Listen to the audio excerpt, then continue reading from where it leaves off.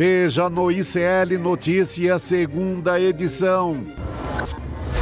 Coach da destruição. Com mentiras, ofensas e promessas vazias, Pablo Marçal bagunça as eleições em São Paulo e o estrago reverberará em outras capitais. Salve-se quem puder. Sem se aguentar não, hein? A estratégia de Bolsonaro para não perder o trono de rei da extrema-direita para Marçal. Não tem experiência. Bullying midiático. As críticas dos líderes da Ucrânia e da Nicarágua ao presidente Lula. Te está arrastrando, Lula. O ICL Notícias, segunda edição, está no ar.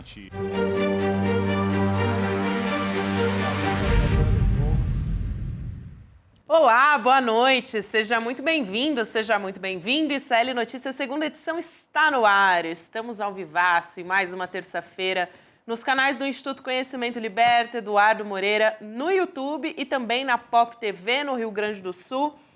Mais um dia que a gente tem que respirar fundo e falar sobre este personagem da ultradireita, ultra-extrema-direita, mais à direita do que a extrema-direita, mais à extrema-direita do que a extrema-direita. Muito boa noite, queridos. Gabi, agora, um amigo meu belo começo. Costumava dizer assim, só respirando fundo, né, gente? a direita de Gengis Khan. O cara tá à direita do Gengis Khan. Sabe o Gengis Khan, aquele que mata, né? O cara tá à direita do Gengis Khan, é mais ou menos isso aí. Por aí. Também não aguentamos mais, gente, né? Porque muitas vezes a gente recebe mensagem mensagem no chat.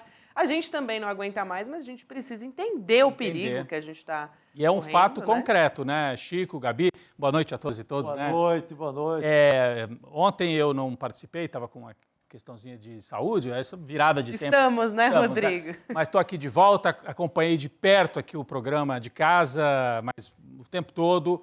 E o nosso público fica, muitas vezes, reclamando. Vocês estão falando demais do Pablo Marçal. Gente, o Brasil está falando do Pablo Marçal. Ele é um fenômeno, ele mexeu realmente com o bolsonarismo. Ele tem influenciado até em outras cidades.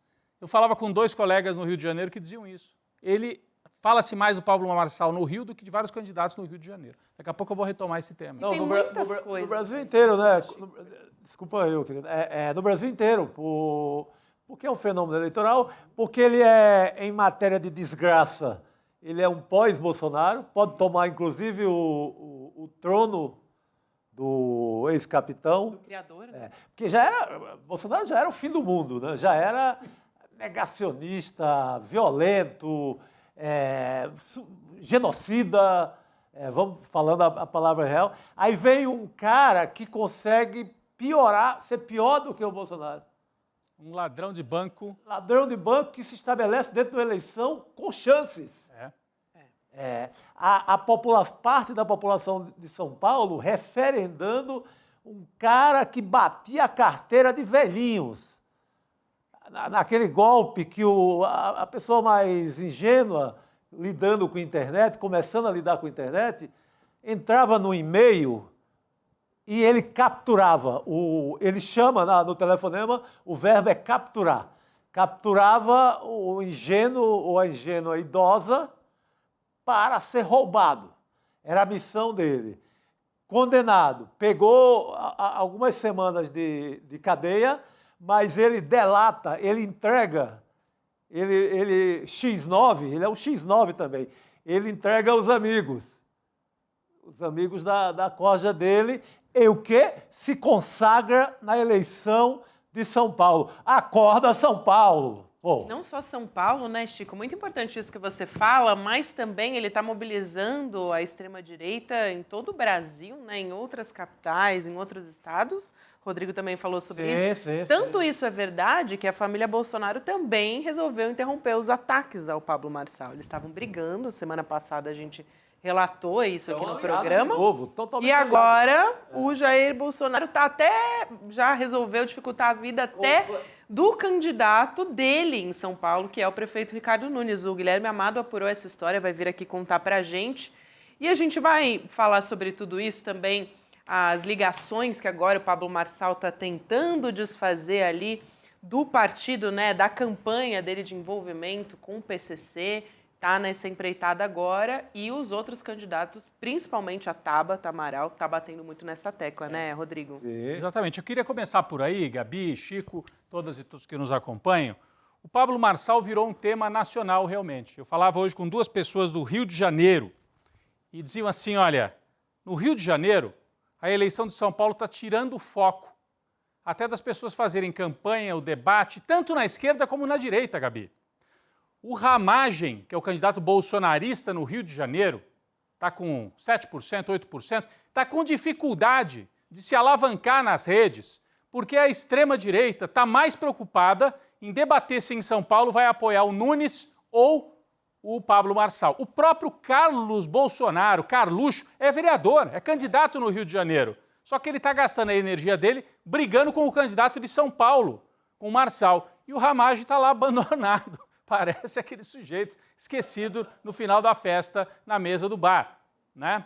O Ramagem. Então, no Rio de Janeiro, a direita, meio que abandonada, e muita gente de esquerda também. Eu conversava com uma pessoa conhecida e me dizia justamente isso, que está com dificuldade de engatar as campanhas, porque o debate nas redes, por exemplo, se faz muito mais de temas de São Paulo, do Pablo Marçal, do que dos temas do Rio de Janeiro.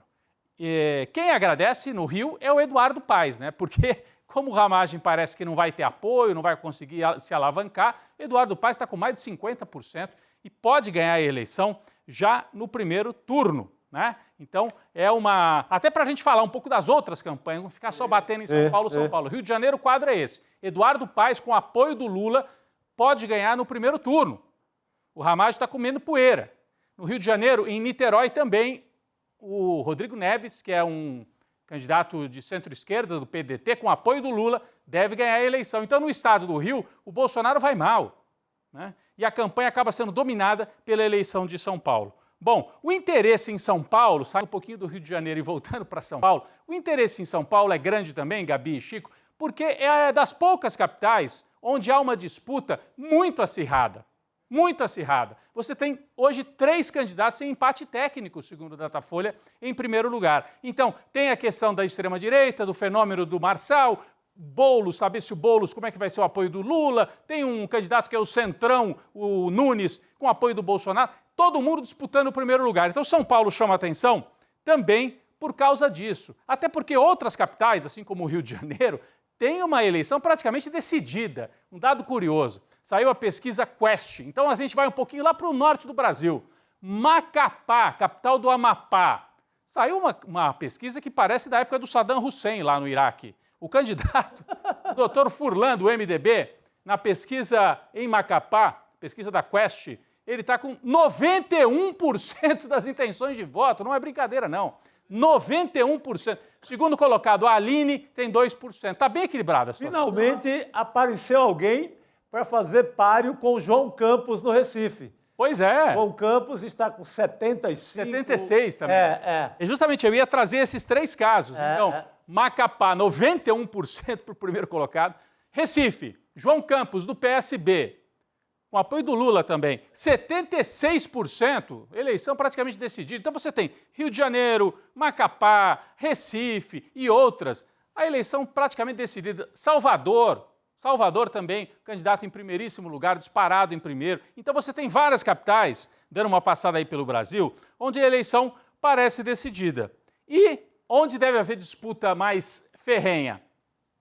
Fortaleza, capital do Ceará. A última pesquisa Quest, olha o quadro do Ceará como é que está. Aí lembra um pouco São Paulo, né? Uma disputa com várias forças políticas, um embate. Capitão Wagner, do União Brasil, 31%. Esse é um ex-bolsonarista que está meio fora do bolsonarismo. Esse vem do motim, o motim da polícia cearense. Aquele que o Cid levou tiro. Um dos líderes do motim.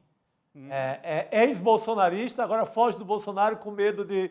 Porque se for bolsonarista, não se elege lá. A gente sabe o passado dele. A gente sabe o passado. É do motim da polícia...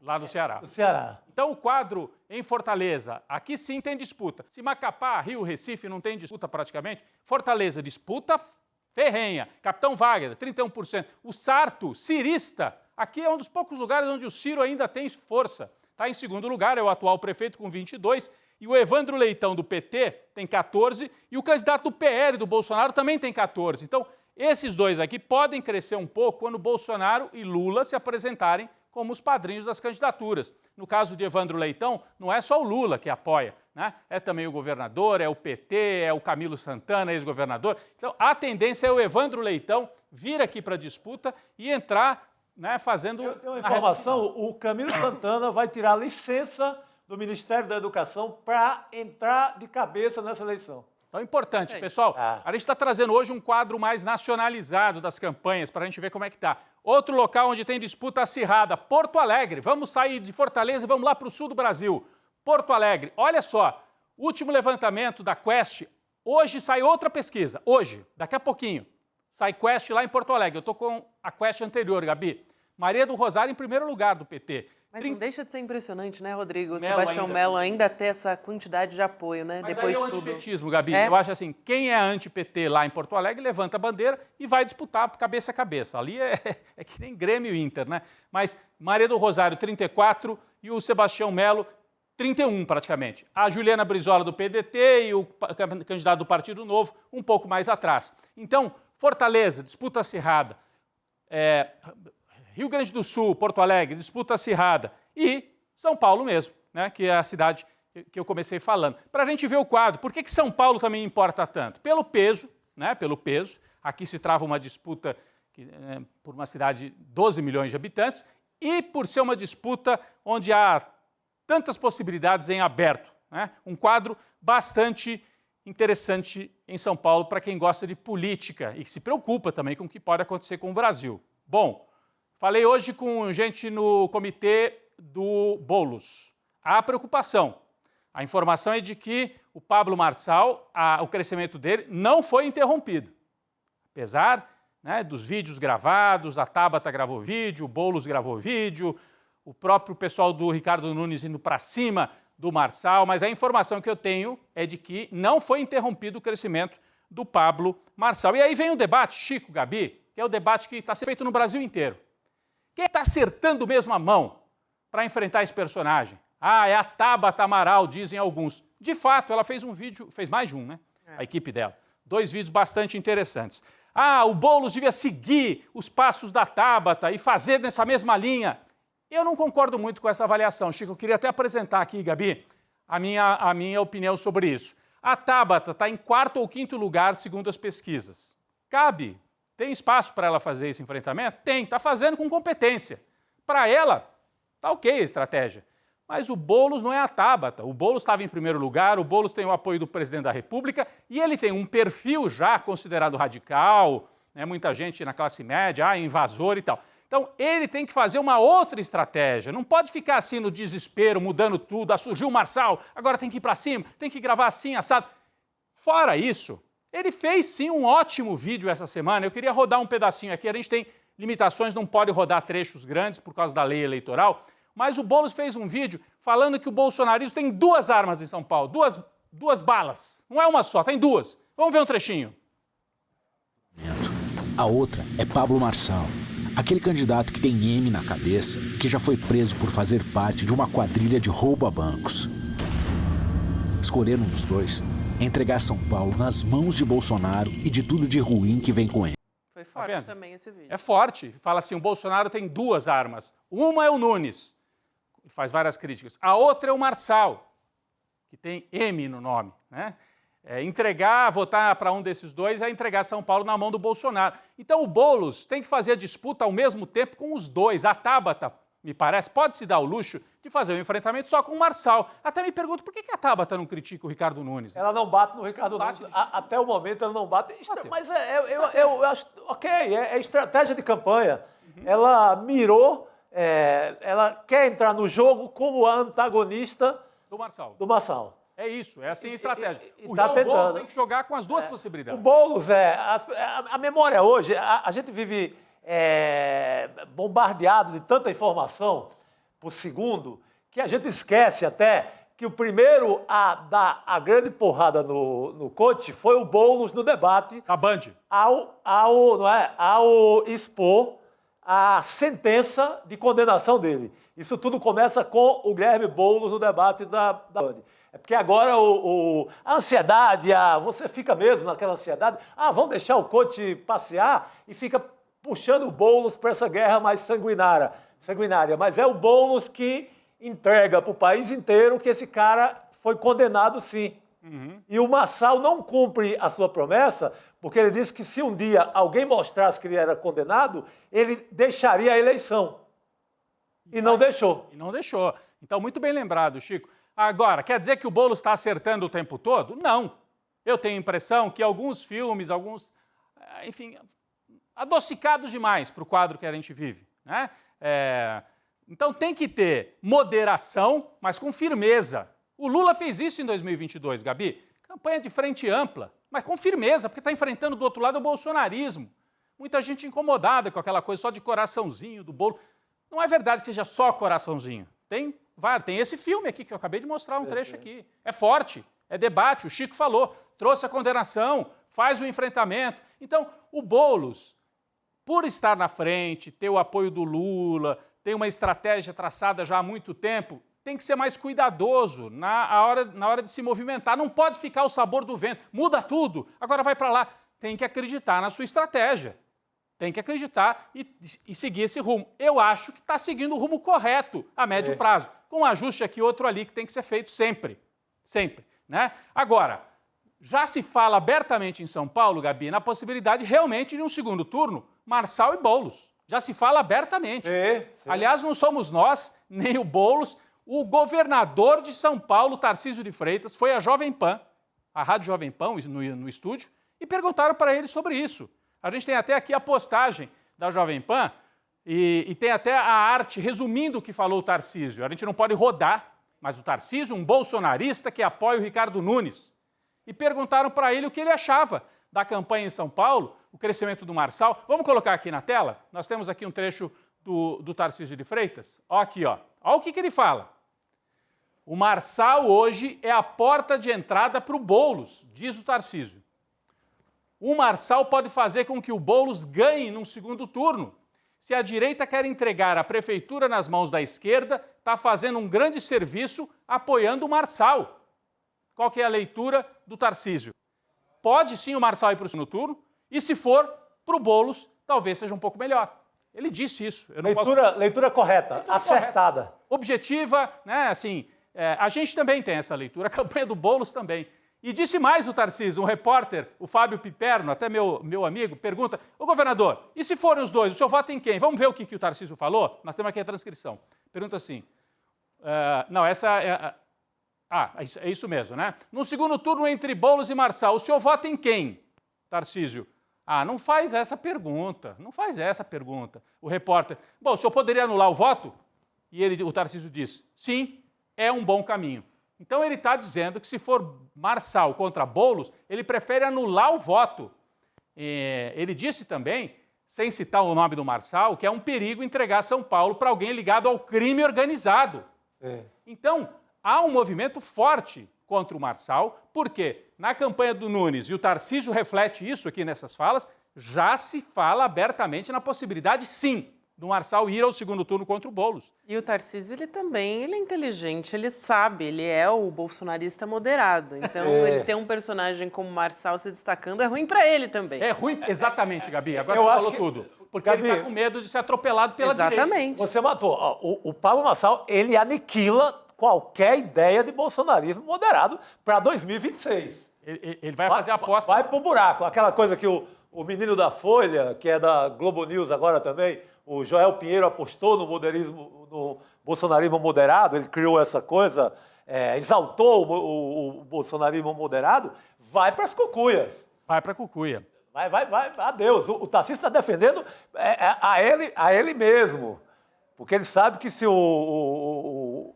Pablo, amigo do Escobar, no segundo turno, isso significa adeus para o bolsonarismo moderado. Então é importante essa leitura também. Uma parte da direita não quer o Marçal porque se sente atropelada pela presença dele. Um rápido exercício aqui. O que seria esse segundo turno Boulos versus Marçal em São Paulo? O que seria? O comitê do Boulos também se diz que o Boulos teria um pouco mais de chance contra o Marçal. Por quê? Porque contra o Nunes vai vir aquela, não, o centro vai votar no Nunes, vão transformar o Boulos no radical, e aí fica mais difícil para ele. Se ele enfrentar o Marçal, o radical vira o Marçal. O extremista é o Marçal. O Boulos não é extremista, o Boulos é um democrata, de esquerda, mas um democrata. Então, se for Boulos versus Marçal, cria-se um cenário completamente diferente. Mas há um risco, hein, gente? Há um risco. Por quê? Nós vamos falar de uma eleição igual a de 2022, onde você tinha a barbárie e o extremismo contra a política e a civilização. O Lula transformou a eleição nisso. Política, civilização, frente ampla contra extremismo e barbárie, em 22. Deu certo, ganhou por pouco, mas deu certo. Mas pode virar 2018. 2018, você teve uma eleição em que era o antissistema, entre aspas, Bolsonaro, contra o candidato dos políticos, da corrupção, coitado do Haddad, né? Enfim, mas colaram isso nele. E aí o Bolsonaro veio como antissistema, mentiroso, era deputado a vida inteira, só viveu disso. Mas 2018 teve esse signo, né? É antipolítica contra o sistema. Total. Agora, o Marçal pode fazer por aí uma campanha. A campanha do antissistema. Aliás, já está fazendo, já conquistou esse espaço. O perigo é esse. A aposta do Lula é que isso não ganha. E o Lula falou sobre isso no fim de semana. Vamos rodar um trecho do presidente Lula defendendo a política. Vamos ver. E estou vendo algumas pessoas dizerem, eu não sou da política, aquele não presta, aquele é ladrão, eu não sou da política, vote em mim que eu não sou da política, eu sou honesto. Eu quero votar no Boulos porque ele é da política, porque ele é da política, porque ele tem partido, e quem tem partido tem compromisso, porque a gente pode construir de parceria. Governo federal e governo municipal, na área da saúde, na área da educação, na área do transporte, na área da habitação, a gente pode fazer a mais profícua parceria entre o poder federal, o poder municipal, para que o povo dessa cidade, que é a cidade mais rica do país, possa ser um povo também rico em qualidade de vida. Então, gente, a fala do Lula mostra que o Lula e o PT e a esquerda armaram o jogo para isso. Se tiver que enfrentar o Marçal, é a política, a responsabilidade, o jogo da moderação e da negociação do governo contra um aventureiro, alucinado, criminoso. Esse vai ser o jogo em São Paulo. Vai dar certo? Não sabemos. O Marçal vai tentar fazer o oposto. Vai falar assim, eu sou o antissistema, do outro lado estão todos os políticos, corruptos, criminosos. Vamos ver. O Lula, e o Lula tem muita experiência nisso, está fazendo a aposta que vai armar uma grande frente em torno do Boulos e pode sim enfrentar o Marçal se vier com esse discurso. Então é importante a gente observar que são duas estratégias completamente diferentes. Né? Que aí você vai ter na campanha do Boulos Geraldo Alckmin com o PSB, que no momento está na campanha da Tabata. Você vai ter parte desse MDB que não foi para o Bolsonaro, assim, com facilidade. Você vai ter realmente a chance de formar uma frente ampla contra a não política, contra o caos. Contra o caos. É importante, o Lula vai no tom certeiro, esse é o tom de segundo turno. Exato. A gente precisa ver, né, Gabi, que em outros países, em outras eleições recentes, essa aposta do Lula deu certo, né? Estamos falando da Europa, né? França, todo mundo, vai ganhar a antipolítica, essa de extrema-direita que é antissistema. Não ganhou. A esquerda se reuniu e venceu. Na Inglaterra, a mesma coisa, na Espanha também. Agora, aqui na Argentina, com o país em crise, né, com hiperinflação, com os peronistas desgastados, deu certo, um Milei da vida. O Pablo Marçal é uma aposta nisso, num programa Milei, quase o Coringa. É o Coringa. Pior do que o Milei, né? Porque não tem proposta alguma. Nada. Ele não sabe nada sobre nada. É uma aposta, vai governar fazendo tráfico pago, que é aquela coisa de internet, publicando anúncio para o eleitor certo. Ele não tem ideia do que é a vida real. Não tem. Aí fala do negócio de um teleférico, um super teleférico. Eu vi um vídeo, um negócio alucinado, Gabi. Ele diz, eu vou fazer uma unificação de todas as comunidades, as favelas, para levar gastronomia. Olha, coisa de quem... Ele chama a favela de campo de concentração. Sabe? Então, fala que a Tabata tem tempo para estudar as propostas porque não tem marido. Isso. Você acha, será que São Paulo quer votar nisso, Gabi? Porque na eleição de 2022, esse discurso perdeu em São Paulo. O bolsonarismo perdeu em São Paulo, na capital. Então, me parece que na capital o lastro não aponta muito para uma candidatura alucinada dessa. Vai dar trabalho, vai assustar, pode ganhar? Pode, sempre pode. Mas o Boulos, se não errar muito, tem tudo para, com o apoio do Lula e construindo uma frente ampla e tal, derrotar esse alucinado que se chama Pablo Marçal. Eu hoje falava com um amigo que deu uma frase muito boa. Ele é do Rio de Janeiro. Eu perguntei a ele, ele falou, estou assistindo daqui do Rio, porque ele apoia o Eduardo Paes. Ele falou, aqui está praticamente garantido. Eu estou preocupado aí com São Paulo. E ele falou, o Pablo Marçal, para mim, é um sintoma de que 2013 ainda não acabou. Muito boa essa frase. Certeira, certeira. O Pablo Marçal é um sintoma de que 2013 ainda não acabou. Em que sentido? Antipolítica. Foram para a rua, contra os partidos. Eu cobri 2013 na rua como repórter. Também. As pessoas diziam assim, fora partido, não pode, é proibido ter bandeira de partido. O nosso partido é o Brasil. Como se a política, os partidos, as organizações fossem horrorosas. Então, o hiperindividualismo. O Pablo Marçal é isso. É filhote desta lógica, que foi em parte derrotada em 2022, mas ela não morreu, né, Gabi? Ela continua por aí. Seu amigo foi certeiro, aí. Eu acho que foi certeiro. Pablo Marçal é um filho de 2013, desta lógica da antipolítica, aprofundada talvez na pandemia, no isolamento, no individualismo. Né? Cresceu o individualismo. As pessoas acham que é um mundo meio caótico, é cada um por si. E o Pablo Marçal é uma aposta nisso. A gente tem que apostar que a capital de São Paulo, que derrotou o Bolsonaro em 2022, vai dizer não para essa candidatura, que não é só lamentável, mas é perigosa, tem traços criminosos e é antidemocrática, porque não respeita as regras democráticas. Gabi? Boa. É isso, gente. Essa análise eu acho importante, né, de quem é que representa o Pablo Marçal. Eu estava conversando também, já até comentei isso aqui, mas essa semana passada, né, finalzinho da semana passada, eu conversei com a Jordana Pereira, que é analista política, enfim, faz análise de pesquisa, e ela falou quem são essas pessoas que votam.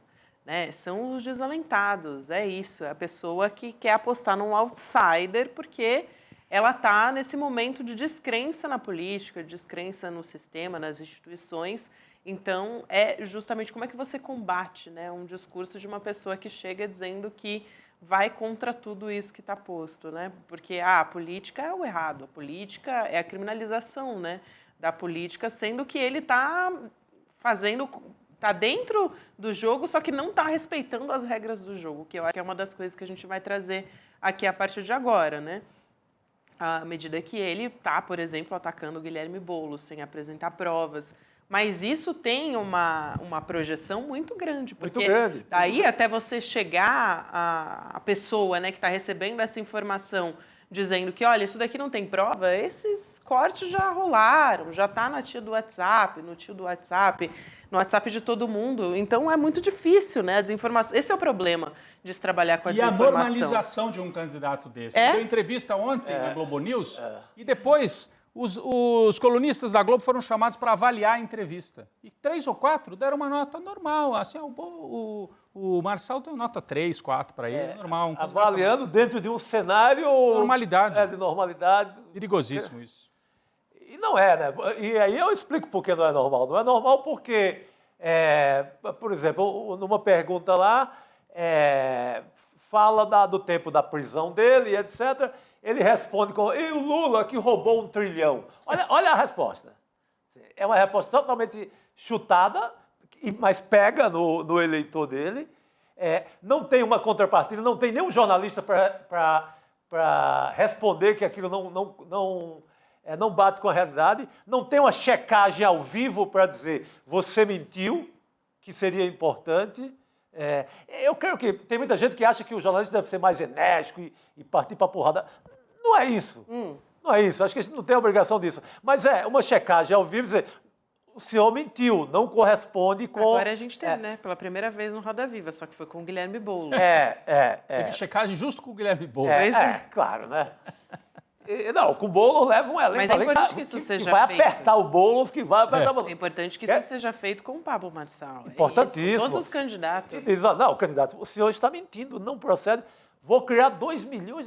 Gente, 2 milhões é o que se cria de emprego no Brasil, sabe, num período longo. Então, o senhor está mentindo. Você está vendendo, igual vendendo seus cursos. Que é a mesma clientela que acredita nos cursos dele, acredita nas bobagens que ele está falando. Se não tem checagem ao vivo, mas dá tempo fazer tudo isso. Eu acho que é um fenômeno eleitoral que deu a largada com muita antecedência. Tem mais de um mês de campanha. Nem começou a televisão ainda. Nem começou a TV. Então, tem tempo para se combater esse tipo de anomalia. Se sai ali, uma semana antes da eleição, se explode, aí não, aí adeus. Essa Mas que é a questão, né? Tem muito tempo para... Ainda temos o Nunes com a máquina, que é muito importante, né? Decisivo muitas vezes nesses casos. E ainda temos o Guilherme Boulos, que vinha se destacando até agora, pelo menos nas pesquisas eleitorais, está ali empatado tecnicamente os 3. Exato. E acho que tem um tempo, e eu acho, inclusive, que esse vídeo é muito sintomático. Esse vídeo ali das balas, do M do Marçal, mostra que justamente entenderam a ameaça, a gravidade. Um ótimo vídeo, e também é um vídeo estrategicamente muito interessante, porque não larga a mão do Ricardo Nunes. Gente, o Ricardo Nunes, ele formou um time para a eleição, que talvez não tenha conseguido alguma conquista eleitoral ainda, mas ele está com os principais cabos eleitorais da periferia de São Paulo, estão no time do Ricardo Nunes. Inclusive, parte de cabos eleitorais de um segmento do PT em São Paulo. Sabe? Então, no fundão da Zona Sul, por exemplo. Então, não é uma candidatura morta, é uma candidatura que o Boulos tem que citar como uma candidatura ali do extrato bolsonarista. Então, só para lembrar, Chico, você está falando desse vídeo que nós mostramos aqui no comecinho do programa, para quem pegou agora, esse vídeo que está agora aqui na nossa tela. Esse vídeo, gente, é do Boulos, é da campanha do Boulos. Não podemos rodar com áudio, não podemos rodar um trecho maior, porque é um material de campanha. E ele fala dos dois, que são 2 armas que o Bolsonaro tem apontadas contra a população de São Paulo. Uma se chama Ricardo Nunes, a outra se chama Pablo Marçal, Gabi. E tem tudo a ver com o que ele falou ontem no Roda Viva, acho importante a gente trazer aqui também, porque ontem ele, inclusive, acho que, de maneira geral, a postura do Guilherme Boulos foi muito bem, inclusive até as checagens que estavam fazendo ali em tempo real. Ele acertou quase tudo. Ele acertou praticamente tudo ali. Mas ele continuou mantendo esse tom da campanha contra o Ricardo Nunes e contra o Pablo Marçal, como a gente viu no vídeo que estava aí na tela agora. E aí, em determinado momento, ele foi questionado pelos jornalistas se ele não tá normalizando o Marçal ao comparar com o Ricardo Nunes. E ele deu uma resposta que eu acho que é muito boa para a gente trazer aqui. Vou abrir aspas, então, Boulos, ontem no programa do Roda Viva. Ele disse o seguinte: eles têm perfis diferentes e trajetórias diferentes. O que não se pode também é normalizar o Ricardo Nunes. O Marçal inventou fake news e faz de um jeito mais histriônico, mais agressivo e mais violento. Mas o Ricardo Nunes, outro dia, deu uma entrevista em que, numa única frase, disse que eu era do Hamas, do Comando Vermelho e tomava a casa dos outros. Isso é fake news também, não podemos normalizar esse tipo de coisa, fecha aspas. Eu acho importante essa fala, porque vai ao encontro disso que a gente está conversando aqui. Inclusive, o Boulos disse também que o Ricardo Nunes já disse que o 8 de janeiro não foi tentativa de golpe e que o Bolsonaro acertou durante a pandemia. Eu senti... foi uma pergunta feita por uma jornalista que trabalha no UOL, é a pergunta da Raquel Landim, não é isso? Ela perguntou como assim, me pareceu até quase que defendendo o Ricardo Nunes. Como, Boulos, você está igualando os dois? Querendo dizer, o Nunes é um moderado, né? E o Boulos respondeu corretamente, Gabi, porque ele também não fingiu que os dois são a mesma coisa, porque não são. Não são a mesma coisa, essa é a verdade. O que ele disse não se pode normalizar. Isso, os dois são... É o que diz o vídeo que a gente mostrou agora. Os dois são 2 braços do bolsonarismo hoje em São Paulo. Ricardo Nunes podia não ser. Ele podia escolher não ser o candidato do Bolsonaro. Mas ele é um braço do bolsonarismo. Então a resposta do Boulos foi muito boa, ele acertou muito no tom e acho que esse vídeo de campanha também acerta no tom. Para quem estava dizendo, só a Tabata está enfrentando o Marçal. A questão não é só enfrentar o Marçal, é enfrentar a extrema-direita como um todo. E acho que o Boulos, não só no vídeo, como nessa entrevista de ontem, acertou muito no tom, Gabi. E também ele falou sobre um secretário negacionista que o Ricardo Nunes teve, quer dizer, um produto do bolsonarismo, né? Ele teve um secretário, o Nunes, de Mudanças Climáticas, negacionista do aquecimento global, o Antônio Fernando Pinheiro Pedro. Então, foi uma das coisas ali que o Boulos ressaltou também, quando ele estava elencando quais eram os pontos que ligavam diretamente, para além, né, do apoio oficial do Bolsonaro ao Nunes, também mostrando que o Nunes é um bolsonarista, cada um ali com as suas particularidades. Vou chamar aqui o Guilherme Amado, que já está com a gente para falar a respeito disso. Oi, Gui, boa noite para você, querido. Olá, Gabi. Olá, Rodrigo. Olá, Chico. Olá, toda a nossa audiência. Gui, eu quero aproveitar e trazer aqui algumas apurações que você fez a respeito do Pablo Marçal. Uma delas é muito interessante, a gente está repercutindo a eleição aqui em São Paulo, agora com o Guilherme Amado, trazendo uma apuração, e isso está, como a gente já falou muito aqui, com uma característica muito nacional. Hoje, o que o Guilherme Amado trouxe na coluna dele foi uma atrapalhada do Pablo Marçal, e aí eu vou explicar por quê, né? Ele tinha prometido, Marçal, talvez vocês até se lembrem dessa história, ele tinha prometido, lá numa entrevista para a Jovem Pan, que ele ia dar $1 milhão para quem encontrasse algum processo judicial movido por ele, pelo próprio Marçal. E aí, gente, as pessoas encontraram 19 processos movidos pelo Pablo Marçal, e tem gente brigando na justiça, inclusive, para receber esse dinheiro. O cara é isso, pronto. O cara que estão querendo eleger para a Prefeitura de São Paulo é esse tipo de cara. Isso. O que ele alegou nessa entrevista aí para a Jovem Pan? É que ele nunca tinha processado ninguém, porque ele prosperava tanto, gente, que ele não precisava ficar olhando para o lado. Foi isso que ele argumentou. E aí agora, o que ele está argumentando nos tribunais, que eu achei muito curioso também, para dizer o mínimo. Ele diz que essa afirmação tinha sido feita num contexto informal, entretenimento. Aí ele diz, ele até reconheceu que ele tentou impor segredo de justiça sobre esse caso para evitar, abre aspas, perda de confiança do público, fecha aspas. Quer dizer, uma afirmação num contexto informal, né, Guilherme Amado? Tudo bem, então eu posso falar o que eu quero, vou em rede nacional, ou então, enfim, vou num lugar, né? Tô falando do TV fechada, mas tudo bem. Vou aí em qualquer... nesse caso da Jovem Pan é até aberto no YouTube, né? Então, assim, muita gente tem acesso. Mas eu vou lá, eu falo o que eu quero, e aí depois eu digo, não, gente, imagina, era um contexto informal, né? Então, tudo bem.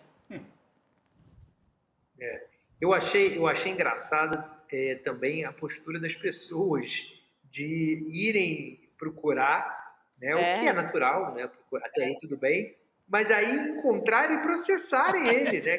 Quero meu $1 milhão, né? Ele não pagou e as pessoas processaram. Genial, assim. Se todo político tivesse esse problema, né, da promessa que faz o sujeito se processar, né, o cidadão processar, eles têm alguns problemas. E o Marçal mais ainda, porque a agência pública, eu recebi agora há pouco uma newsletter da agência pública, que, sem dar voltas, chama o Marçal de vigarista na newsletter. Assim, é isso, no título. Como lidar com um vigarista como o Pablo Marçal. É um vigarista digital, eu acho que é o termo que eles usam. Sim. É isso, ele é um vigarista digital no sentido dessa pequena...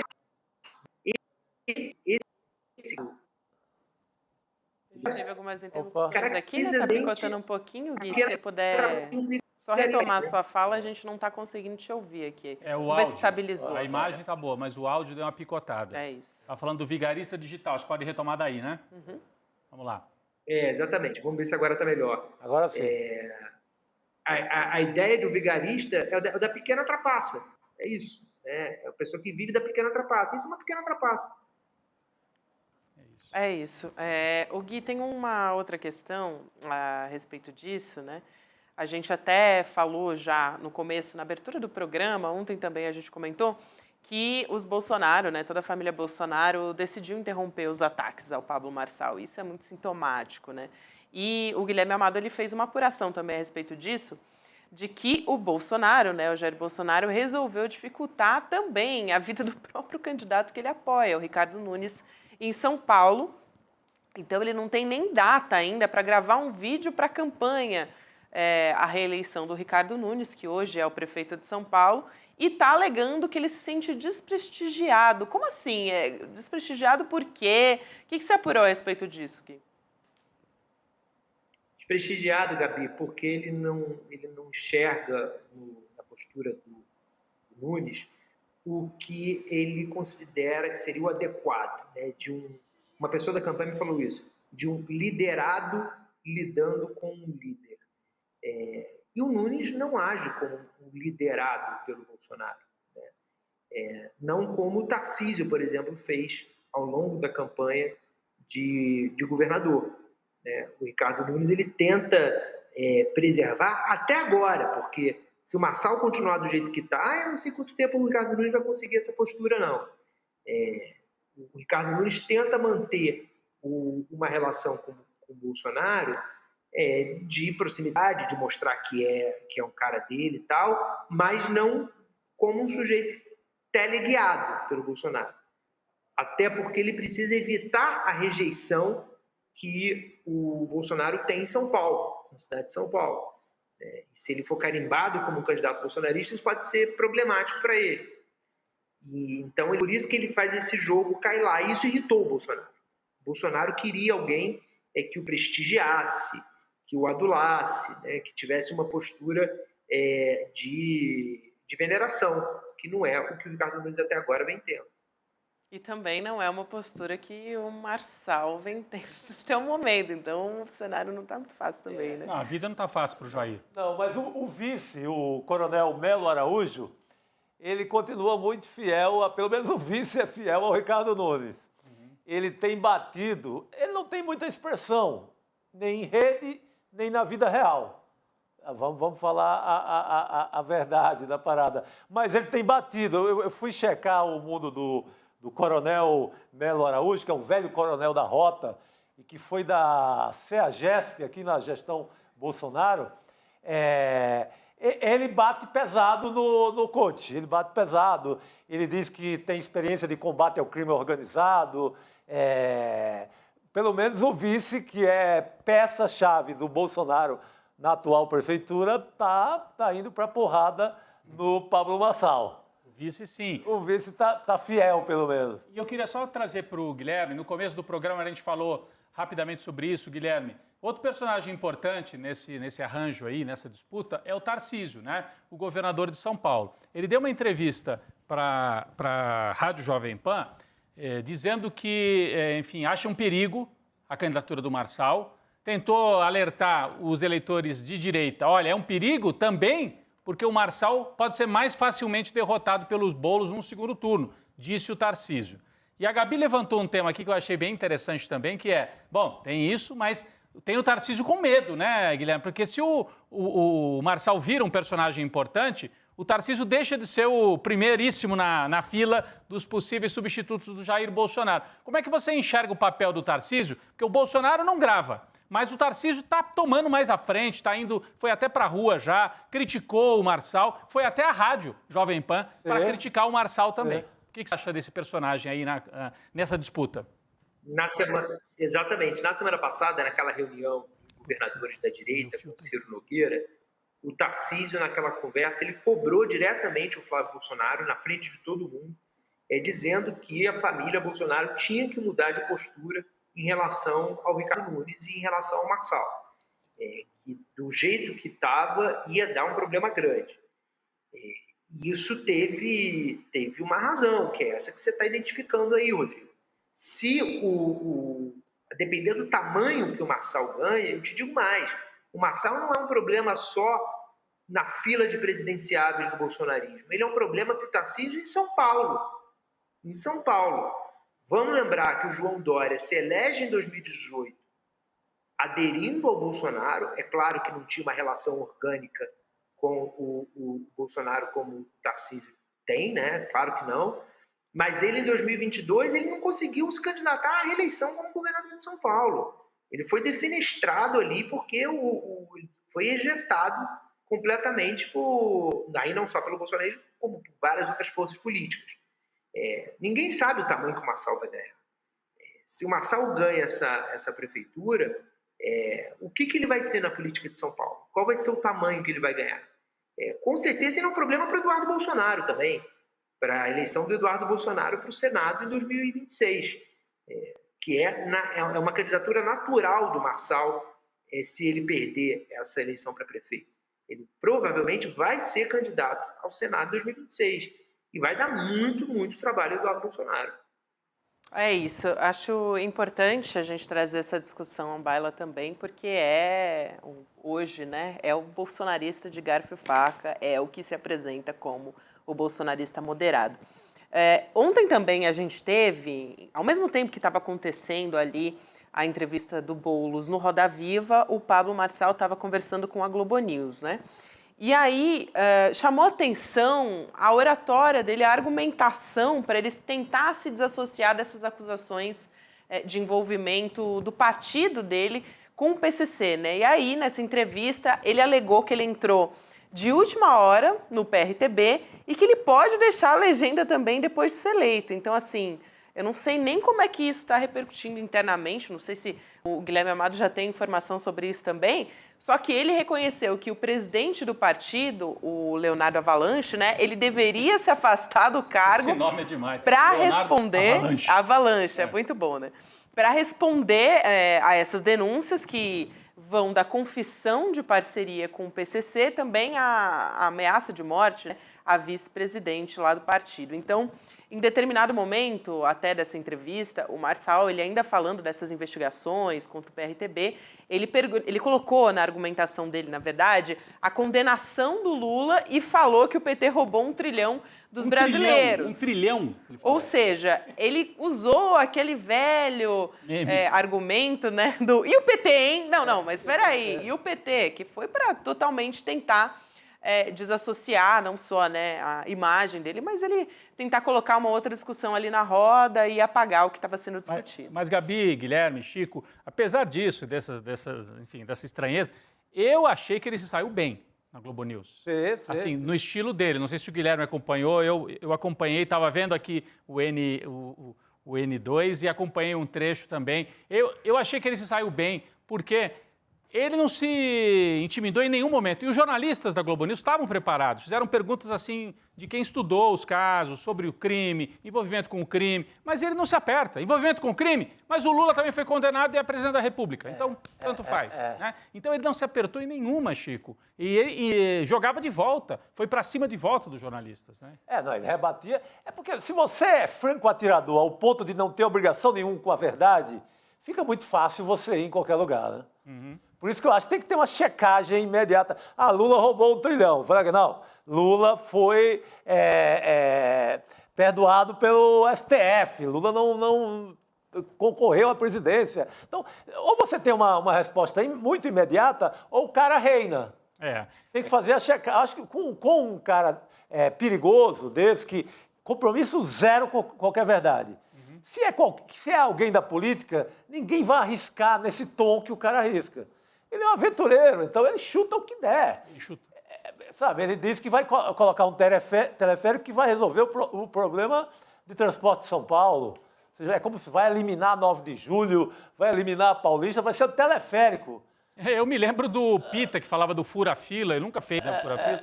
E assim, só que é um fura-fila multiplicado por 1000. Então, se você não tem obrigação com nada, você não tem obrigação com nada.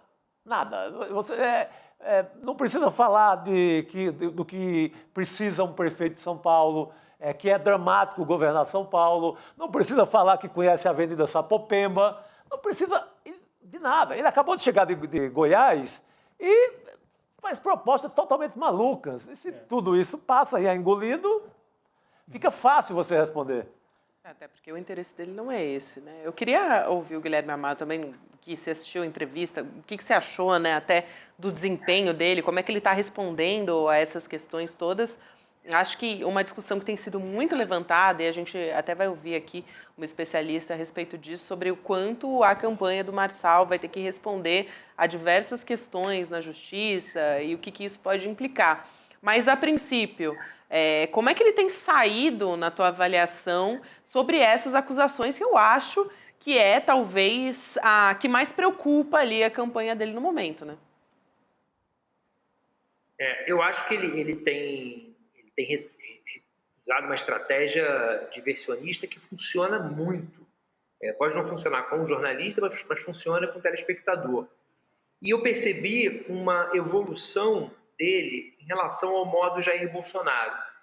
Vocês lembram do primeiro Roda Viva? Não sei se foi o primeiro Roda Viva da vida do Bolsonaro, mas um Roda Viva que o Bolsonaro foi em 2018 e que os jornalistas, no conjunto, eles foram mal, assim. Eles não conseguiram lidar com o Bolsonaro. Era uma coisa nova e pegou os jornalistas desprevenidos. O Bolsonaro foi agressivo. Agressivo. Voltou a ter interrupções aqui, né? Desculpa, Gui, você estava falando aqui da postura do Bolsonaro no Roda Viva, a gente teve uma interrupção no seu áudio, se você puder voltar só um pouquinho. Então, beleza. Agora, não, a gente não está conseguindo entender o Guilherme Amado, né, gente? Acho que a conexão deu tinha dado uma estabilizada, né? Mas agora a gente... É a fumaça em Brasília. É a fumaça em Brasília. Vamos lá, Gui, acho que agora vai, hein? Ou não? Não foi. Não foi. Acho que agora vai, não foi. Mas falou em roda... Acho que vai, não foi. Hoje sim, hoje não.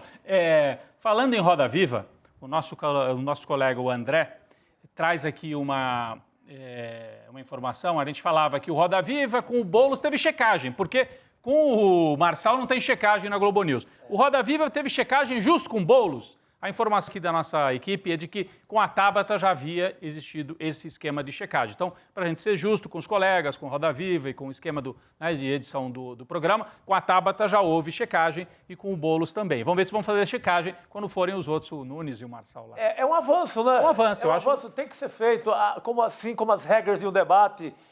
Não pode ficar lá no tempo que debatia Dr. Ulisses, Mário Covas, Brizola, sabe? Tem que mudar. Não pode ficar nos anos 50 ou em 89, como os primeiros debates. Sim. A regra, eu não posso chegar num debate e dizer, quando me perguntarem um plano sobre a Avenida Águas Espraiadas, que é uma avenida grande aqui de São Paulo, sobre uma obra, sobre o orçamento de São Paulo, eu não posso responder, depois do programa eu respondo nas minhas redes. Ou você, e depois ocupar o tempo em atacar o Boulos o tempo todo, ou a Tabata, seja quem for. Você teria, na minha opinião, a obrigação de responder o tema. Senão, você não tem direito àquela fala durante aquele período.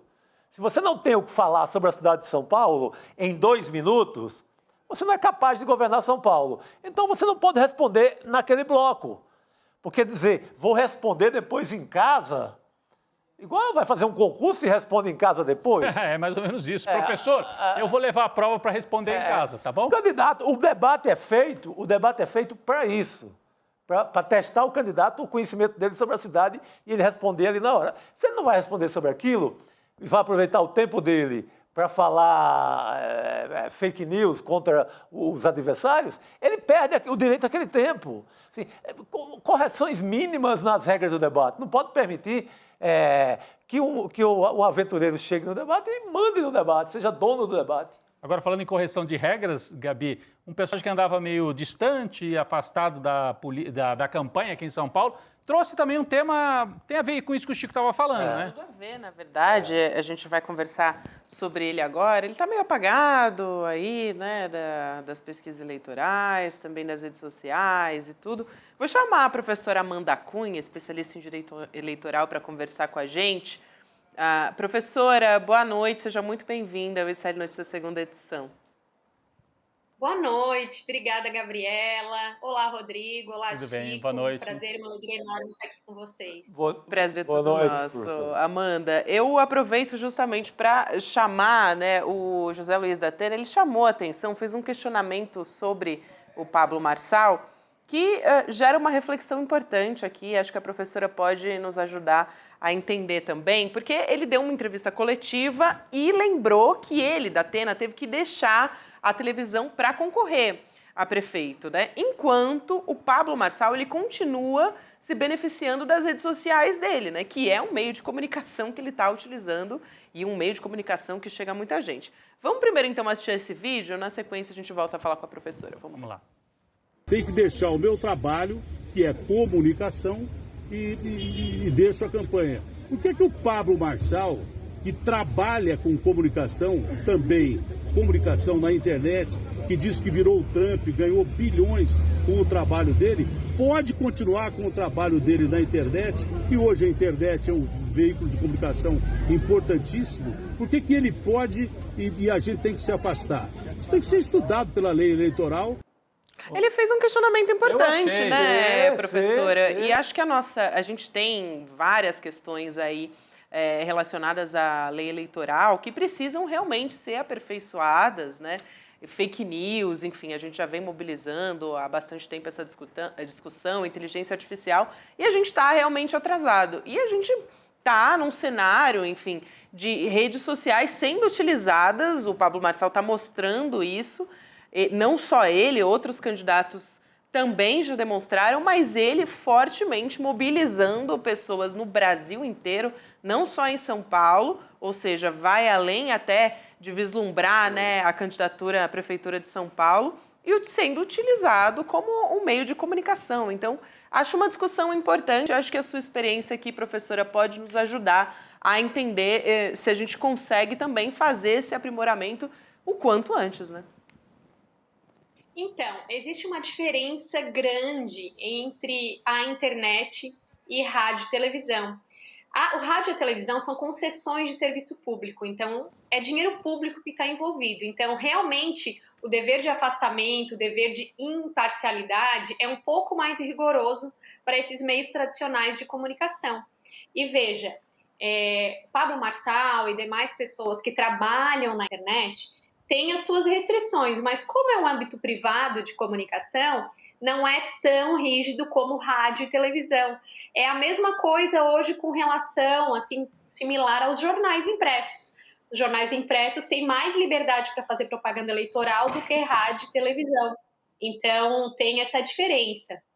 Ainda que a gente realmente tenha que regulamentar melhor, né, essa ideia das redes sociais, da propaganda nas redes sociais, realmente não dá para equiparar, né, realmente a questão, né, de ser em concessões de serviço público, de ser dinheiro público indiretamente, e a questão privada, que são as redes sociais. Ainda que elas tenham muito alcance, a regulamentação ela é diferente. Professora, não, eu entendo e foi muito bom a senhora trazer isso logo na primeira resposta, né? Claro, concessão pública.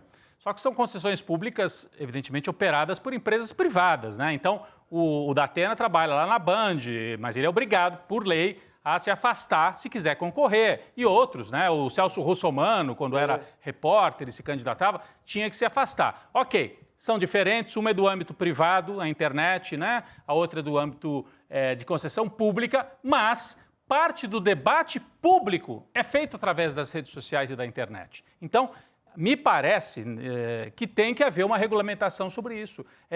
As próximas leis eleitorais teriam que criar algum tipo de regra. Pode, então, o sujeito que tem 5 milhões de seguidores pegar essas redes e jogar para a campanha dele? Pode tudo? Não pode. Tanto que o Marçal está sendo agora julgado por desrespeitar algumas das regras já existentes para a internet. Até porque, Rodrigo, desculpa de interromper, mas hoje os jovens se informam por esses cortes. Por esses cortes, por esses meios. Já tem um público que nem assiste mais o debate em televisão, é só assim, né? Então, eu acho que, mesmo não sendo concessão pública, deveria haver uma regulação pública, já que o debate político passa pelas redes, não é isso, Chico?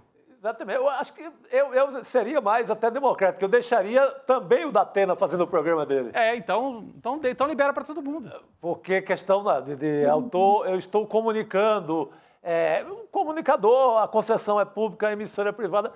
No entendimento, já que é mais difícil você proibir o profissional de comunicação da internet se afastar do seu meio, que é onde ele ganha a vida, eu liberaria para todo mundo. Eu acho que não faz mais sentido você proibir para o comunicador do rádio lá do interior e deixar o adversário dele ali na esquina com o computadorzinho mandando bala. Pois é, isso desequilibra demais as campanhas, né? No caso do Marçal, ainda tem o episódio de que ele paga para que as pessoas façam cortes, ele faz aquele campeonato de cortes que a gente já mostrou aqui. Cortes são esses vídeos, né, que as pessoas recortam e jogam nas redes. Então, se você colocar bastante recorte, eu pago mais, né? Aí também é outro tipo de desequilíbrio na campanha. Enfim, a Justiça Eleitoral, em 2018, ficou inerte diante de todos os abusos que a gente viu. Em 2022, coibiu alguns tipos de abuso. Mas esse aqui é algo específico que o Datena levantou na entrevista.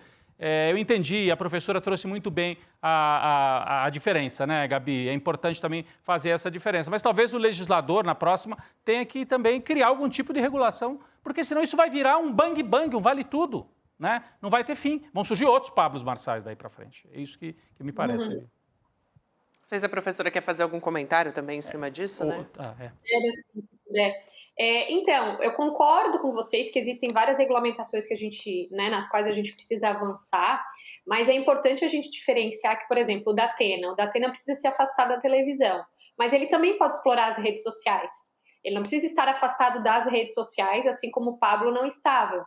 Isso é uma coisa, o ganho capital que a pessoa já tem nas redes sociais. Por exemplo, prefeitos famosos, né, no Instagram, nas redes sociais, a gente tem aqui, eu sou de Florianópolis, então tem aqui o Topázio Neto, que é candidato, então ele tem um engajamento muito bom nas redes.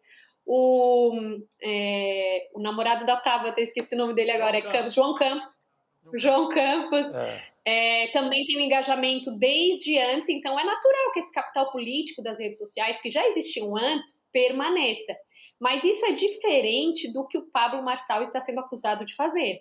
Porque essa ideia de pagar por cortes na internet e para que outras pessoas façam propaganda para ele, isso é absolutamente proibido pela legislação. Então, ainda que ele tivesse um capital realmente de seguidores por conta da atividade dele nas redes sociais, assim como outras personagens políticos que se aproveitam, né, desse engajamento, o que ele está sendo acusado de fazer, se ficar realmente demonstrado, é absolutamente proibido, porque a legislação hoje ela só permite uma modalidade de propaganda paga na internet. Só uma. Todo o restante, todo tipo de estratégia de marketing, de engajamento, de corte de vídeo, de campeonato de cortes de vídeo. Chega a soar ridículo isso, né? Mas é o impulsionamento. Eu só posso fazer, né, para angariar mais visibilidade na internet para campanhas eleitorais durante o período eleitoral, o impulsionamento. Então, isso está liberado. Só. De resto, todo o resto é ilegal. Então, essa situação do Pablo Marçal, só o fato dos cortes, né, das pessoas estarem fazendo esses cortes e viralizando e monetizando de alguma forma, já seria proibido. Porque ninguém pode ter ganho com propaganda eleitoral. Ainda mais o fato, se ficar provado que ele pagou para essas pessoas, né, ainda mais num campeonato, é mais grave ainda. Então, se tudo isso for comprovado, não tenham dúvidas que ou registro, ou, né, porventura, um mandato, com certeza dele vai ser cassado e pode levar aí até a inelegibilidade. Olha só, era isso que eu ia perguntar, porque a gente tem algumas questões que estão postas aí, algumas investigações, né? O Marçal, ele é investigado por abuso de poder econômico e uso indevido de redes sociais, justamente, né? Ele teve até as contas suspensas no Instagram, no YouTube, no TikTok, no X também. E o juiz proibiu que o Marçal, pessoalmente ou também por meio de terceiros, né, que é isso que a gente está conversando, remunere e pague esses cortadores de conteúdos, né, que fazem esses vídeos mais curtos que são difundidos e que viralizam nas redes sociais. E a gente tem essa parte dinâmica, né, das redes sociais, maneiras de contornar esse tipo de decisão ali na prática, né? A gente vê, por exemplo, doutora, diversos envolvidos, por exemplo, no 8 de janeiro, ou então durante a pandemia de Covid, que tinham a proibição de usar redes sociais e criavam novos perfis, né? E aí a justiça ia lá e derrubava de novo, enfim. Mas tem esse gap, né, de que essas pessoas elas conseguem agir e aí a justiça tem que ir lá depois e remover de novo esse tipo de conteúdo. É muito rápido, né? Então, esse tipo de ação da justiça precisa ser aprimorado também, eu te pergunto, porque é muito ágil. A gente tem uma justiça que não consegue nem responder a contento do quanto isso é disseminado, né? Com certeza. E isso é uma dificuldade enorme, porque hoje, por exemplo, eu participei de uma entrevista e eu falei sobre os influenciadores sintéticos. Influenciadores digitais criados pela inteligência artificial. Então, veja, as novas resoluções do TSE sobre inteligência artificial já estão em vigor. E aí surge essa figura nova agora, durante as eleições, alguns desses aplicativos, permitindo esse tipo, né, de tecnologia. Então, assim, não dá conta de fato. A gente está num mundo hoje cada vez mais tecnológico. Então, a gente precisa aprimorar mecanismos de controle, de rapidez na tomada de decisões judiciais, de investigações, mas a gente também não pode só achar que vai ser só a justiça, vai ser só o direito que vai alcançar todo esse fenômeno, né? A gente tem que trabalhar muito numa ideia de educação para o mundo digital, de valores no mundo digital, as pessoas saberem que as regras que valem aqui fora também valem, né? Por meio das telas. A gente vive hoje talvez até maior parte da nossa vida, do nosso tempo, nas redes sociais, na internet. Então, a gente tem que ser educado para isso. Então, a gente tem que, lógico, aprimorar muito os mecanismos de controle, mas nem no melhor dos mundos a gente vai conseguir, com o volume de conteúdo, com o volume de tecnologia que é produzido diariamente, a justiça ela nunca vai realmente alcançar, né? Então, a gente não pode apostar todas as fichas só, né, nessa questão do controle, mas sem dúvida a gente tem vários mecanismos aí importantes que precisam ser aprimorados. Eu acho que a Justiça Eleitoral em especial tem que desenvolver cada vez mais um núcleo de tecnologia, um núcleo de direito digital, para estar acompanhando pelo menos a capacidade de fiscalização, de compreender essas tecnologias mais a tempo, né? Então, todas essas medidas aí precisam caminhar juntas. Sem dúvida. A gente, inclusive, interrompeu essa discussão no Congresso, né? Isso é um grande absurdo a gente estar vendo a lei municipal dessa maneira. Agora, a lei não, né? As eleições municipais dessa maneira. Tem um outro, eu estava elencando aqui aspectos, né, na justiça que o Pablo Marçal está enfrentando. A justiça também rejeitou o pedido da campanha do PSB de cassar a candidatura do Marçal por causa dessa atividade nas redes sociais. A gente tem a peça da Justiça Eleitoral que a gente vai colocar aqui na tela para quem quiser depois acompanhar com um pouco mais de calma, mas é importante também trazer essa informação. E uma outra questão, né, da candidatura do Marçal, que enfrenta uma série de contestações na Justiça Eleitoral, seguindo uma ordem da ministra Carmen Lúcia, o Pablo Marçal ele tem até o final dessa semana para manifestar sobre uma ação que está no TSE, ação que foi movida pela Aldineia Fidelix, e esse sobrenome você conhece porque ela é viúva do Levi Fidelix, né? Que foi o chefe do PRTB, que é o partido do Marçal. Então, vamos por partes aí, né? A Aldineia, ela diz o quê? Que o atual presidente do partido, o Leonardo Avalanche, já falamos dele aqui, não respeitou um acordo que ele fez com ela, o que colocaria em dúvida a legitimidade da atual direção do PRTB. E aí, a escolha do Marçal como um candidato pelo partido foi feita por uma comissão provisória do partido. Só que, e aí, se essa ação vingar, em tese, né, professora, a candidatura dele poderia ser contestada legalmente.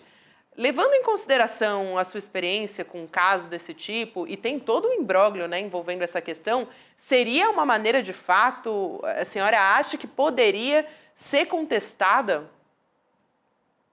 Sim, com certeza. O que acontece? O Pablo Marçal não está respondendo diretamente esse processo, não é algo que ele fez ou deixou de fazer. Todos os diretórios municipais, estaduais, eles respondem ao órgão de direção nacional. Então, quando há algum conflito entre diretórios, é como se fosse uma hierarquia. Quando o diretório menor, municipal, estadual, descumpre alguma formalidade e vai contra uma diretriz do diretório nacional ou contra o que está no estatuto partidário, a legitimidade desse órgão pode ser questionada. E aí todos os atos que esse órgão partidário tomou e agiu podem ser questionados e podem ser anulados. O que acontece hoje? Para você pedir para a Justiça Eleitoral para ser candidato, fazer o seu registro de candidatura, você tem que ser escolhido em convenção partidária. pelo órgão diretório local, né? No caso de São Paulo, o Diretório Municipal de São Paulo, no caso do Pablo Marçal. Então, está se questionando a validade, a legitimidade desse diretório municipal provisório, né? Essa comissão provisória. Se essa comissão for realmente declarada ilegítima, tudo que ela fez vai ser anulado, porque ela não era realmente, né, ela não estava no direito, conforme o estatuto, toda a lei e conforme a autorização do Diretório Nacional para proceder a esses atos. Porque aí o que acontece? Quando você vai lá pedir o seu registro de candidatura, você precisa apresentar a ata da convenção que demonstra que você foi escolhido candidato regularmente, né, que houve essa plenária partidária, é um dos requisitos para o seu registro de candidatura. Então, a partir do momento que essa ação for julgada, se realmente esse diretório, né, for considerado ilegítimo, todos os atos que eles cometeram também. E isso pode levar à anulação do pedido de registro de candidatura, não só do Marçal, mas de todos os candidatos que foram escolhidos nessa convenção. Muito bem, professora. Por incrível que pareça, é um caso igual ao do Silvio Santos. Bem lembrado. Eu cobri muito como repórter, estava na Veja à época, em 89. Ele não cumpre É igualzinho, doutora Amanda. Ele não cumpre essas atas, ele não faz as convenções corretas, porque foi uma candidatura inventada de última hora para barrar o Collor, mas entra no circuito. Olha quem entra no circuito para barrar a candidatura. Roberto Marinho, que consegue paralisar o Collor no hotel de Manaus. Eu estava na porta do hotel e começa a fazer um ataque ao Sarney, que era um dos defensores da candidatura do Silvio Santos, e eles conseguem, na justiça, um juiz que indefere, na justiça eleitoral, indefere a candidatura. No caso, era o partido do Armando Corrêa. Sim. PTN. Não, PMB, né? PMB, Partido Municipalista Brasileiro. A mesma coisa do partido do Coxa. A história se repete. Essas siglas menores, e a doutora sabe mais do que eu, elas ficam muito, às vezes, no sistema de aluguel durante as grandes eleições. É isso. Com atas inventadas, e aí complica, né, doutora? É isso. Esse é o tipo de ação que é o pesadelo de todo eleitoralista, assim. Exato. Porque é sempre muita confusão partidária. Nesse caso do PRTB, a gente tem claramente aí uma questão familiar, uma disputa pela direção nacional do partido, inclusive, né? A Audileia, ela questiona ali que ela é que deveria estar à frente do Diretório Municipal de São Paulo, que ela deveria ter escolhido o candidato à prefeitura. Então, se ela demonstrar realmente que esse acordo que eles fizeram lá em janeiro ou fevereiro, se eu não me engano, com a direção nacional, com o Leonardo Avalanche, aí, com certeza, a gente pode ter aí um efeito dominó e essa questão levar toda mais um capítulo dessas tumultuadas eleições em São Paulo. Muito bem. Professora Amanda Cunha, muito obrigada pela sua presença aqui. Um prazer te receber. Um abraço e até uma próxima. Obrigada, eu que agradeço o convite, fico à disposição. Obrigado. Obrigado. A doutora Amanda Cunha participou aqui com a gente, professora, né, para ajudar a gente a entender todos esses imbróglios que não são poucos, né? Agora tem uma questão que ela tocou que é muito séria. E, gente, além de prova, você tem o cara falando. Você tem um aluno do coach aí, do Pablo Escobar, do Pablo Marçal. Pablo Marçal, lá tu fale, lá tu fale. Que era amigo do Escobar. Amigo do Escobar. E o que é muito sério é que tem um aluno dele que confessa que ganhou R$8 mil num corte. O corte é proibido.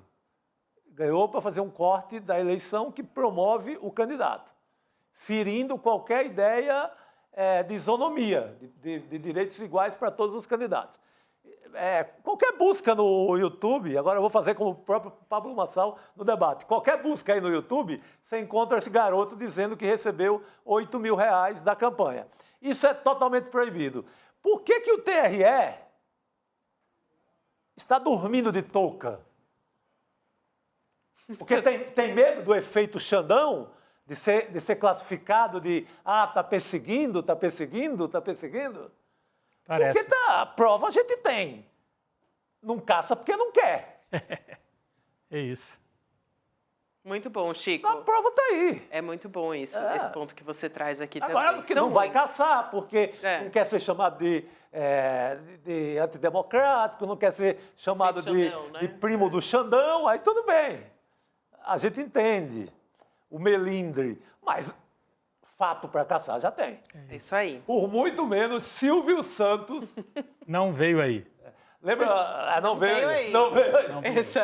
Lembrando, né, da campanha do Silvio Santos lá em 89. Agora, gente, eu queria trazer uma outra notícia que acabou de sair, também importantíssima, envolvendo o Rony Lessa, né, o ex-PM Rony Lessa. Ele fez uma afirmação hoje, numa audiência do Supremo Tribunal Federal, de que ele aceitou matar a vereadora Marielle Franco por ganância. E ele também classificou o crime como uma asneira, mas aí eu vou explicar direitinho porque essa afirmação é importante. Olha só o que ele disse, abrindo aspas aqui para o Rony Lessa. Foi ganância, me deixei levar. Eu nem precisava realmente. Eu estava numa fase muito tranquila da minha vida já pronta, e eu caí nessa asneira. Foi ganância mesmo, uma ilusão danada que eu caí. Quer dizer, é uma palavra muito forte, né, usar esse termo asneira para se referir ao crime, mas ele estava dizendo, eu caí nessa asneira de cometer esse crime.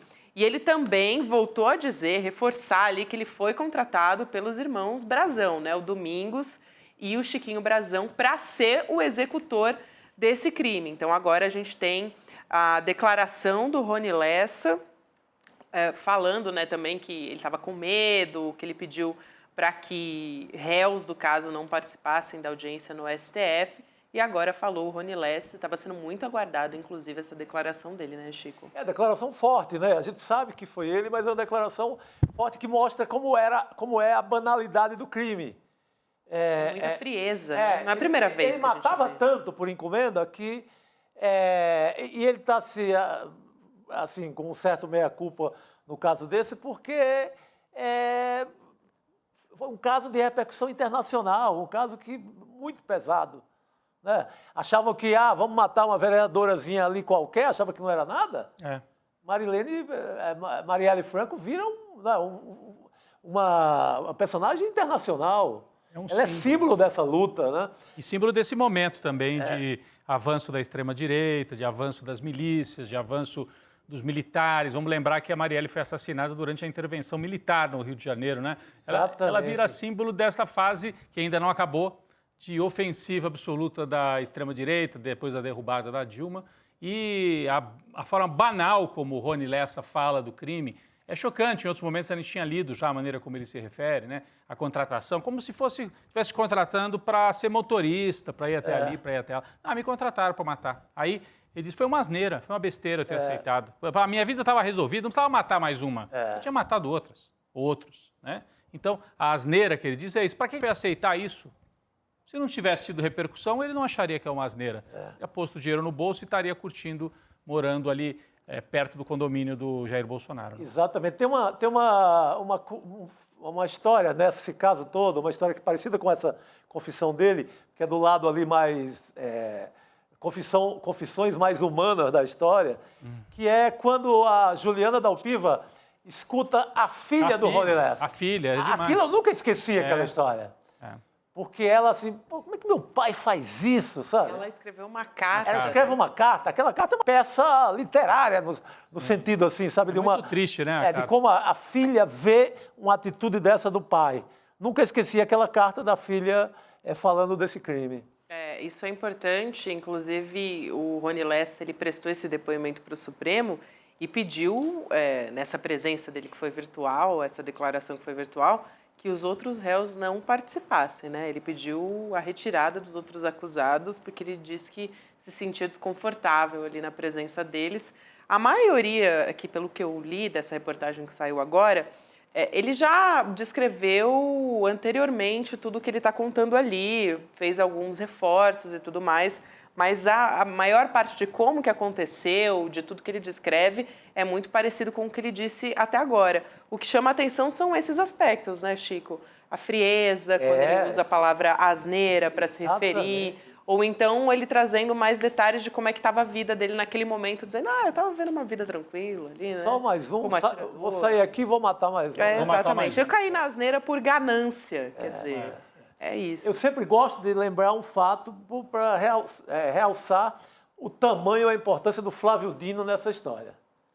É o Flávio Dino que bota a PF para valer e promete até, fala uma data lá, até maio a gente tem todo esse caso resolvido. Era um caso que intrigava o país há mais de 5 anos, e o Flávio Dino, como ministro da Justiça, dentro da grande gestão que ele fez, ele faz essa promessa, ele coloca a Polícia Federal em campo no Rio de Janeiro e ele traz o resultado, está aí, hoje com confissão e tudo, no Supremo, onde está o próprio Flávio Dino. Muito bom você lembrar disso, Chico, também. Eu queria trazer um pouco uma discussão sobre a América Latina, um pouco de política internacional aqui, que não deixa de ser importante para a gente, e de declarações a respeito da postura do presidente Lula. Vamos lá também trazer, porque a gente teve o presidente da Nicarágua, o Daniel Ortega, fazendo ataques à postura do presidente Lula. Ele fez um discurso na cúpula extraordinária da Aliança Bolivariana para os povos da América, e aí olha só o que ele disse, o Daniel Ortega, vou abrir aspas para ele. A forma com que Lula tem se comportado quanto à vitória do presidente legítimo da Venezuela é vergonhosa, repetindo os slogans dos Yankees, dos europeus, dos governos puxa-saco da América Latina. Você está puxando o saco, Lula. Não foi o primeiro governo Lula, mais limpo. Lembre-se bem, referência à Lava Jato, né, que ele estava fazendo ali. Lembre-se bem, Lula, porque eu poderei contar várias coisinhas. Ainda deu ali uma pitada de ameaça, né? Lula... primeiro foi o Maduro pedindo para Lula tomar um chá de camomila. Agora vê esse outro aí também. O Ortega. Acho que é importante... E já expulsou o embaixador brasileiro anteriormente. Sim, é importante a gente dar o contexto, porque o Daniel Ortega vem do sandinismo. A Revolução Sandinista, em 1979... é uma revolução de esquerda, né? Tiraram do poder o Somoza, uma ditadura do Somoza. Muita gente via a Nicarágua ali naquele período como uma espécie de... estavam replicando um pouco o que tinha acontecido em Cuba, né? Em 59 tinha tido a Revolução Cubana, com Fidel, Che Guevara e tal. E em 79, 20 anos depois, na Nicarágua, Revolução dos Sandinistas, derrubam o Somoza, vão para o poder, eram jovens e tal. E o Daniel Ortega estava nesse grupo em 79. Aí faz o primeiro período da Revolução com amplo apoio da esquerda latino-americana, muita parceria com a Igreja Católica e tal. E o PT, quando surge ali nos anos 80, era muito amigo dos sandinistas, era parceiro. O Daniel Ortega era um parceiro, né, nesse período. O Daniel Ortega depois sai do poder, depois volta de novo eleito, e vai fazendo um governo cada vez mais ocupado pela família. A companheira dele, que está ali do lado na imagem, ocupa cargos importantes no governo, o filho, né? Mas o sandinismo ainda tem um peso político na Nicarágua. Tem sido muito criticado nos últimos anos por adotar políticas de perseguição, perseguiu inclusive lideranças da Igreja Católica que estiveram com os sandinistas na Revolução. A Igreja Católica foi muito importante. Foi super importante. Então, o Daniel Ortega tem esse perfil, né? Agora ele está alinhado com Maduro e tem um bloco ali, Nicarágua, Maduro, que tem sido criticado pelo Lula. Então, é uma mudança, né, Gabi? Porque no passado recente, o PT esteve próximo dos sandinistas e próximo dos chavistas na Revolução Bolivariana do Hugo Chávez. Uma mudança forte e o Daniel Ortega fazendo um discurso bem forte contra o Lula. E aí teve essa história, né? Foram algumas retaliações, né? Na Nicarágua expulsando o embaixador brasileiro no dia 8 de agosto. Depois o Brasil também expulsou o embaixador da Nicarágua. E acho importante a gente levar em consideração, né, essa postura que você diz, Rodrigo. Isso é muito importante porque também a gente está vivendo um momento que é muito difícil para o presidente Lula tomar um posicionamento como era anteriormente, né? Ele está vivendo num contexto de muita pressão, inclusive pressão internacional. Então, imagina só se ele ainda resolve fazer apoio declarado a Maduro. Seria muito difícil.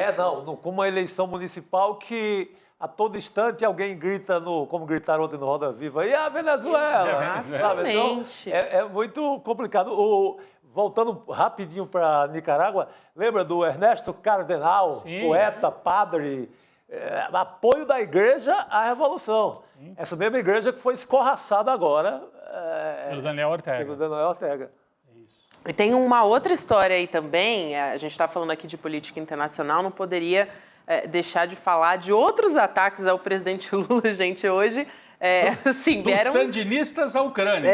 Até a Ucrânia. Até o Zelensky perguntou, e o Lula? E o PT? E o Lula e o PT. Não, mas aí de onde vem essa declaração que é o caso mais curioso, que é essa declaração do Zelensky? Foi para uma entrevista, olha só para quem? Para o Luciano Huck, gente, para o apresentador. Mas vai fazer o que lá? Entregar o familhão? É o famoso jabuti não sobe em árvore, hein? É. O que o Luciano Huck foi entrevistar o Zelensky? É uma articulação que a gente pode imaginar por que caminhos que passam também. O Globo até antecipou uma parte desse conteúdo dessa entrevista, né? E o Volodymyr Zelensky, que é o presidente da Ucrânia, ele criticou o presidente Lula, a conversa foi lá em Kiev. Ele disse o seguinte, abre aspas, ele, Lula, pensa na Rússia como se hoje ainda existisse a União Soviética. A China é um país democrático? Não, diz o Zelensky. E o que dizer sobre o Irã? É um país democrático? Não. O que dizer da Coreia do Norte? Eles não são países democráticos. Então, o que o Brasil, um grande país democrático, faz nessa companhia? Eu não consigo entender esse círculo de países. E aí, essa entrevista saiu, né? Uma parte dessa entrevista saiu e o Itamaraty também reagiu imediatamente, só que não de maneira oficial. O que acontece é que houve apuração de bastidores, né? O colunista do Globo, Bernardo Melo Franco, fez essa apuração lá do Globo e ele disse que o embaixador próximo ao ministro Mauro Vieira disse que o Zelensky está tentando promover um bullying midiático contra o presidente Lula. E olha, o que mais me chamou a atenção foi o Luciano Huck trazer à baila uma declaração dessa do Zelensky contra o Lula. Aliás, já rolaram ele, vários Gabi, mal-estares, essa né? história de quem é democrático e quem não é, o Zelensky não teve eleição, ele continua no poder, claro, um país em guerra. Né? Mas não fez eleição. Não teve eleição, ele está no poder porque ele disse, agora fico eu aqui mesmo. Então, a Ucrânia é um país democrático? Eu devolvo a pergunta para o Zelensky. E se ele não quer, se diz que não quer que dê palpite lá e tal, também não tem que vir fazer esse tipo de provocação com o Brasil. É um personagem numa linha que ele não chega a ser um Milei ou um Pablo Marçal, mas é parecido. É um ex-comediante que chegou ao poder fazendo discurso antipolítica. Esse é o Zelensky. Tá mexendo com fogo, né? Tá mexendo com fogo. Ele provoca a China também. Não é de hoje já, né? Não, não é de hoje. Não, é muito esquisita essa história toda. Vai o Luciano Huck buscar uma resposta do Zelensky que, sabe, incomodou o Itamaraty. É claro. Incomodou. A expressão é muito boa. Bullying midiático, é isso. Pega um programa de auditório para fazer bullying contra o presidente da República. É isso. Gente, hoje não foi fácil não para o Itamaraty, tá? Tiveram essas duas críticas aí ao presidente Lula. Pessoal, acho que chegamos, né? Muita coisa, muito assunto hoje. Falamos muito sobre a extrema-direita, tentando entender tudo que está implicando aí a candidatura do Marçal, se pode ser derrubada posteriormente, se não pode, como é que ele está agindo. Muito assunto ainda para a gente tratar. Amanhã deve ter divulgação de pesquisa eleitoral, então é coisa para a gente ficar de olho aí pra caramba. Mas a gente... tédio, não morreremos, Brasil. Não morreremos. Muito pelo contrário, a gente pode morrer de mau gosto, desgosto. De desgosto a gente pode morrer, mas de tédio não. Agora, gente, hoje, 8 horas da noite, a gente vai ter uma aula online com o professor Bresser Pereira, uma das maiores autoridades de economia no Brasil, o fracasso neoliberal. Essa que é a aula online gratuita que vai falar sobre as consequências dessa política econômica neoliberal para um país como o Brasil, né? Como que foi o desenvolvimento nas últimas décadas, e ele também vai apresentar alternativas para se levar o Brasil, a economia do Brasil, a um país mais justo, mais sustentável, e também ele vai dar dicas valiosas para como proteger patrimônio em tempos de crise, incerteza econômica, tudo isso muito interessante aqui da gente acompanhar. Dá para garantir a vaga, é hoje, mas você pode se inscrever agora em icln2.com.br para poder acompanhar essa aula do professor Bresser Pereira. Vale muito, sabe tudo de economia, de política e estava lá dentro em vários governos. É isso aí. Bom, amanhã estaremos de volta, então, né? A partir das 7 horas da manhã com Desperta. E a gente, à noite, também, ICL Notícias segunda edição, Chico Sá, Rodrigo Viana, todo mundo pronto aqui. Adelante. Para muitas notícias. Adelante. Boa noite, queridos. Boa Obrigada. Noite. E boa noite a todo mundo que nos acompanhou até aqui. Até amanhã. Hoje chegou o grande dia, um dia histórico, para a gente ter uma aula com o professor Bresser Pereira, ele que aos 90 anos é um dos economistas vivos mais importantes do país. Chance única, hein? Às 8 horas da noite vai acontecer a aula Se você está inscrito ou inscrita, 1 hora antes da aula vai chegar no e-mail que você usou para se inscrever o link para você assistir a aula. Se não está inscrito ou inscrita, aproveita que é gratuito e é uma chance histórica, uma aula que não tem replay. Clica no botão aqui embaixo, saiba mais e se inscreve para de noite a gente está tendo essa aula maravilhosa com esse professor que é uma referência. Um abraço e até mais tarde.